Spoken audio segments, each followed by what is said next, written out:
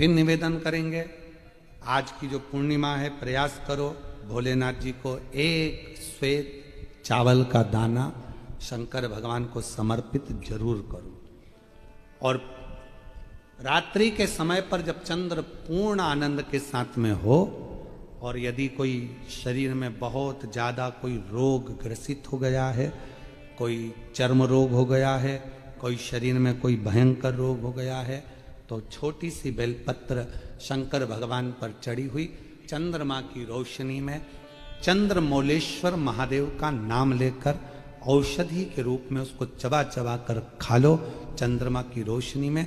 उससे वो औषधि का काम करेगी और तुम्हारे रोगों को समाप्त करेगी।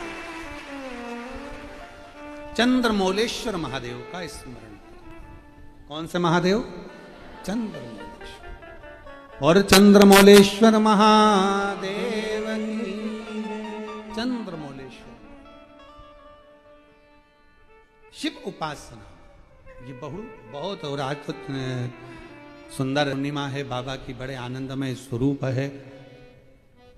चंद्र की रोशनी में आप लोग तो खीर खाते ही हो, पर साथ में एक बेलपत्र का प्रयोग भी जरूर कर कर देखो, वो आपकी जिंदगी में ना जाने कितने रोगों को समाप्त कर देगी, कितने रोग। पर वो बेलपत्र छोटी लेना, ज्यादा बड़ी बेलपत्र नहीं लेना, छोटी सी बेलपत्र लो, शिव पर चढ़ी हुई श्री शिवाय नमस्तुभ्यम बोलकर चंद्र पूर्णता में जब हो, रात्रि के समय पर एक बेलपत्र चंद्रमौलेश्वर महादेव का नाम लेकर उसको चबा चबा कर, जिसको खाने पर मुंह में छाले हो जाते हैं या छार छार हो जाता है तो उसको पीस लो, पीस कर बाहर बैठकर गोली लेकर उसको पानी से निगल जाओ, पर उसको खाओ औषधि के रूप में। कहते हैं पूर्णिमा की रात्रि की चंद्रमा की रोशनी एक ऐसी रोशनी होती है जिसमें जितनी औषधीय पौधे होते हैं उसमें एक बल उत्पन्न हो जाता है जो हमारे शरीर के सारे रोगों को समाप्त कर देता है। सारे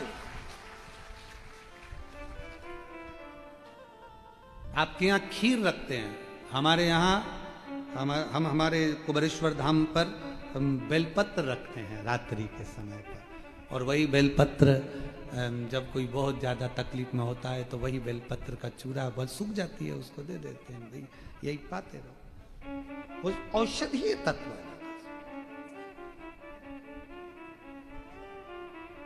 आप लोग छत पे खीर रखो, हम बेलपत्र रख देते हैं अमृत इसमें, वो तो पहले से ही तो बेलपत्र और बलवान हो जावे, और आनंदित हो। औषधि शिव तत्व है महाराज, भगवान शंकर की आराधना साधना अवश्य। लोटे में इतना बल आ गया। एक महाराज जी ने, एक महिला जल चढ़ा रही थी और महाराज जी ने उसका लोटा छुड़ा लिया। हमने एक कथा पत्र आया था, टीवी पर चला वो पत्र और अभी भी डला होगा। उन्होंने लोटा छुड़ाया और कहा इतना गंदा लोटा हो रहा तेरा, और चढ़ी पानी चढ़ाने के लिए सारा, उसने लोटा उठाकर बाहर फेंक दिया। आखिरी में वो महाराज की गति जो बिगड़ी, पत्नी लेकर उसी महिला के पास गई कि पति को ये बीमारी हो गई है, कुछ क्या पता क्या हो गया। वो लेकर बाबा कुबेर भंडारी के दरवाजे पर पहुंची, सूचना आई कि आपने जो पत्र पढ़ा था वो महाराज शरीर से चलते नहीं बन रहा था, पाँव मुंह सब का। हमने कहा कि एक काम करो कि पात्र का अपमान हुआ है, उसी पात्र से इसका जल चढ़ा हुआ वही पात्र पानी में गलाओ, उसी पात्र को, ये हम नहीं कर रहे, ये स्कंद पुराण कुमार खंड वर्णन कर रहा है कि पात्र का अपमान का बल कितना होता है कि वो जो अप्सराएं थी वो मगर बन जाती है। पात्र का अपमान देखिएगा। हमने बस इतना ही खबर करवाई कि वो पात्र जो फेंका गया था, उसी पात्र से शिव जी पे जल चढ़ाकर, उसी पात्र, खाली पात्र को पानी में डालो, बाल्टी में डालकर उसी का स्नान कराना प्रारंभ करो। आज वो ब्राह्मण देवता वापिस चलना प्रारंभ कर दिए, शरीर में काम करना प्रारंभ। पात्र की बड़ी महत्वता। तुम्हारे घर में दीपक रोज लगाते हो रोज?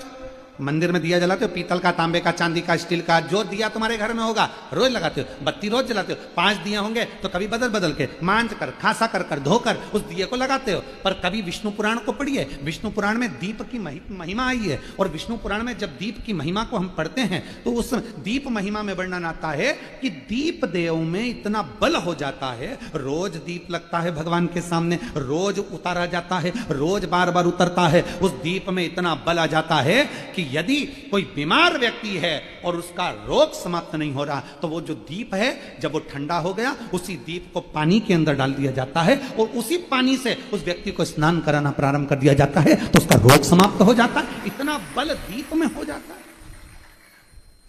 तुम पूजन की सामग्री को, पूजन के जिस आसन पर हम बैठ कर जप करते हैं, बोलो आसन सिद्ध होता है कि नहीं होता? जम के तो बोलो। जिस माला पे हम जप करते हैं वो माला सिद्ध होती कि नहीं होती है?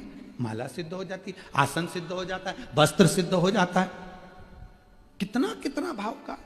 शास्त्रों का अध्ययन करने वाला व्यक्ति इस सब चीजों पर स्मरण करता है कि दीप, हम कहते हैं तुम्हारे घर में ज्यादा दीपक बढ़ाने की जरूरत नहीं है। जो तुम्हारे यहाँ 4-5 दीपक हैं उसी से आरती पूजन सब करा करो उन दियों से, क्योंकि उन दीप में बल आते चलेगा, वो दीपक में शक्ति आती चलेगी। नजदीक है भगवान, कितना बल आता है जरा विचार करिएगा। एक पानी से तुमने कपड़े धोए, वो पानी तुमने बाथरूम में फेंका कि नहीं फेंका? जम के बोलो। एक पानी से तुमने बर्तन धोए, पानी फेंका कि नहीं फेंका?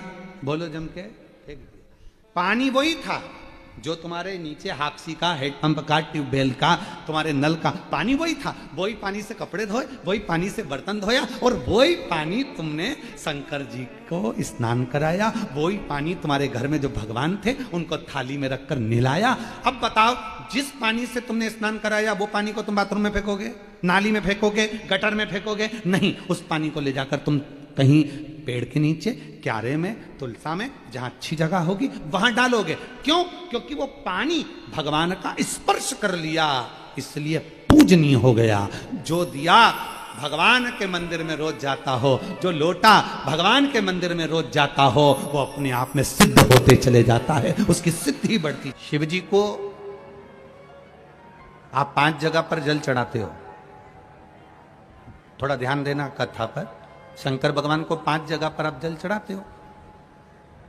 मान लो अगर कोई विषम परिस्थिति है और आपको लग रहा है कि मेरा ये काम बाबा को कर देना चाहिए, ना जाने क्यों अटक रहा है, मेरे भोलेनाथ जी को मेरा ये काम कर देना चाहिए, ना जाने क्यों अटक रहा है, तो जो जो जगह पर आप जल समर्पित करते हो, जिस जिस जगह पर आप जल समर्पित करते हो, जैसे गणेश जी की जगह पर जल समर्पित करते हो, सबको मालूम है ना, स्थान तो सबको मालूम है ना गणेश जी का। जैसे ये शिवलिंग है, ये जलाधारी है, ये 2 चरण जहां से जल चढ़ाते हैं तो ये पानी घूमकर यहां से नीचे चले जाता। अब जरा समझिएगा, आप जब शंकर जी के मंदिर, आपको लगे कि हमारा ये कार्य हो जाना चाहिए, ये कार्य हो क्यों नहीं रहा, आखिर में इतने दिन से लगी हूं, ये काम क्यों नहीं हो रहा, सबके काम हो रहे, मेरा क्यों नहीं हो रहा, तो विश्वास रखकर 5 सोमवार, 6 सोमवार, 7 सोमवार इसको कर देखिएगा। गणेश जी का स्थान जहां से पानी बहता है उसके सीधे हाथ पर, वहां पर एक बेलपत्र समर्पित कर थोड़ा सा जल वहां समर्पित करिए। षडानंद कार्तिकेय का स्थान, एक बेलपत्र समर्पित कर थोड़ा सा जल वहां समर्पित करिए। अशोक सुंदरी का स्थान, थोड़ा सा जल समर्पित करने से पहले एक बेलपत्र, फिर जल। 3 स्थान। चौथा, मां पार्वती जी का हस्त कमल, एक बेलपत्र समर्पित कर जल चारों तरफ चढ़ाने के बाद में। 5वां, शिवलिंग के ऊपर बेलपत्र समर्पित कर पूर्ण जल शंकर को समर्पित कर देना।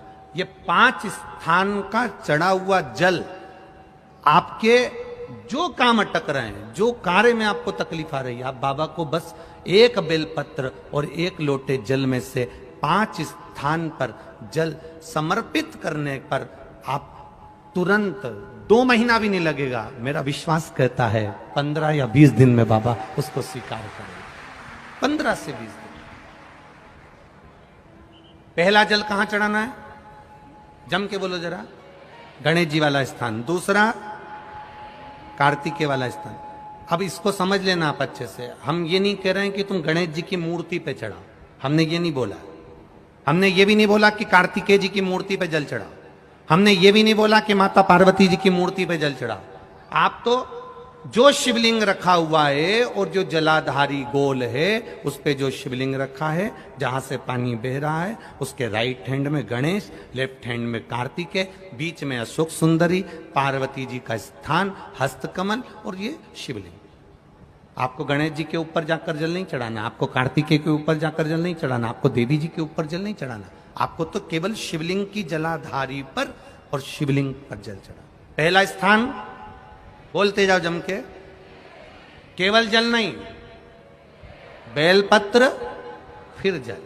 दूसरा कार्तिकेय, तीसरा अशोक सुंदरी, चौथा अब पार्वती जी को जो तुम जल चढ़ाओगी और बेलपत्र चढ़ाओगी उसमें तुम्हारा स्मरण होना चाहिए। तुम कहां बैठी हो जल चढ़ाने के लिए, तुम्हारा ध्यान कहां है, कहां बैठकर शंकर जी को जल चढ़ाना चाहिए। आपको पहले भी कथा में कहा, जहां से जलाधारी का पानी बह रहा है इसके ठीक विपरीत जगह में आप यहां बैठ जाओ।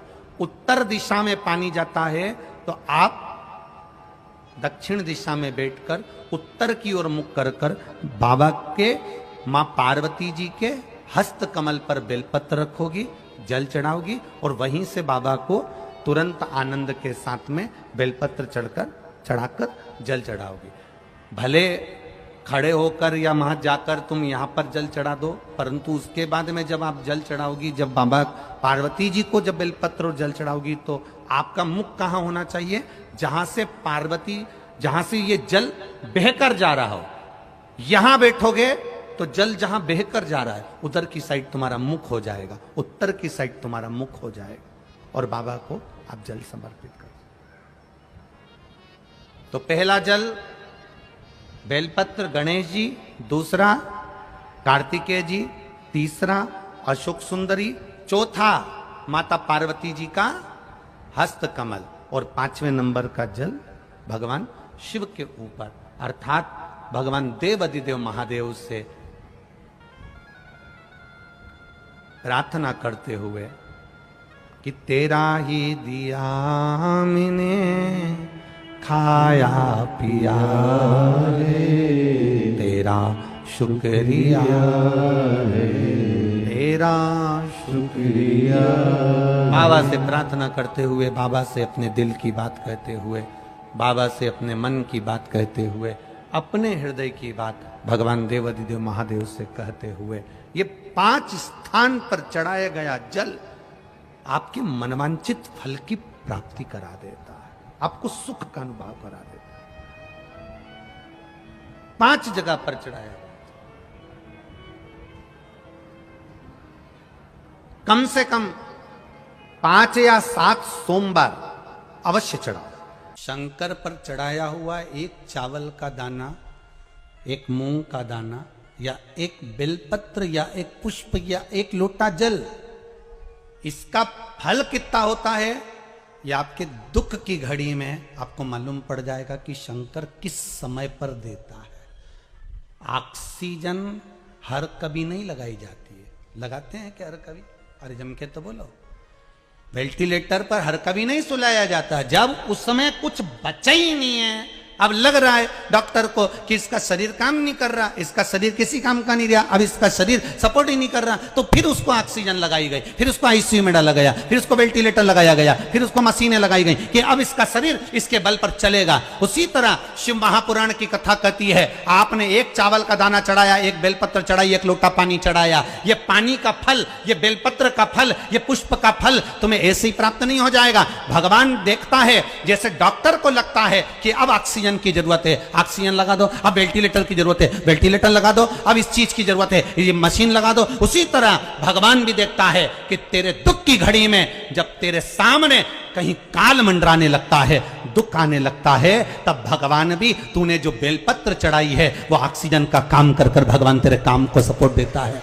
तूने एक लोटा पानी चढ़ाया है, भगवान कहता है ये मेरे लिए वेंटिलेटर के बराबर। तेरे को तकलीफ आएगी, तेरे को कष्ट आएगा, तेरी बीमारी बढ़ेगी, तेरे को अगर धन की जरूरत पड़ेगी, तेरे को दुख आएगा, तो समझ लेना तूने जो एक लोटा पानी चढ़ाया है वो तेरे सामने आकर खड़ा हो जाएगा। ये जल खाली नहीं जा सकता, ये बेलपत्र खाली नहीं जा सकता, ये एक पुष्प जो भगवान को चढ़ाया गया है ये खाली नहीं जा सकता। तू जो चढ़ाया है वो तुझे प्राप्त होगा, जो तूने समर्पित करा है वो तुझे मिलेगा।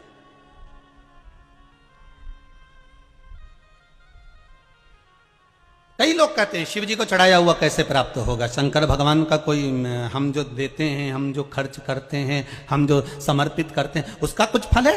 आपने अगर शिव महापुराण में 1 रुपया भी लगाया है, 1 रुपया भी लगाया है, तारीख लिख लेना, दिन लिख लेना, तिथि लिख लेना और वही तारीख अगले साल मिला लेना कि जो तुमने खर्च करा ये टेंट में, ये बिछात में, ये भोजन में, ये भंडारे में, ये बिछात में, ये पूजन में जो तुमने खर्च करा उसको लिख कर रखना कि कितना खर्च करा और उसका कितना मिलता है वो अगले साल की यही तारीख और ये तिथि मिला लेना, यही तारीख और ये तिथि मिला लेना, उसका बढ़ोतरी कर कर कितना प्राप्त हुआ है वो आप मिला कर रखिए। आपको कितना मिला वो बाबा ही जानता है, वो बाबा ही करने वाला। तेरा ही दिया मैंने खाया पिया है, तेरा शुक्रिया है, तेरा शुक्रिया है। मुझे भोले बाबा ने बहुत दे दिया है, तेरा शुक्रिया है, तेरा शुक्रिया। मुझे बाबा ने जो दिया उसका धन्यवाद।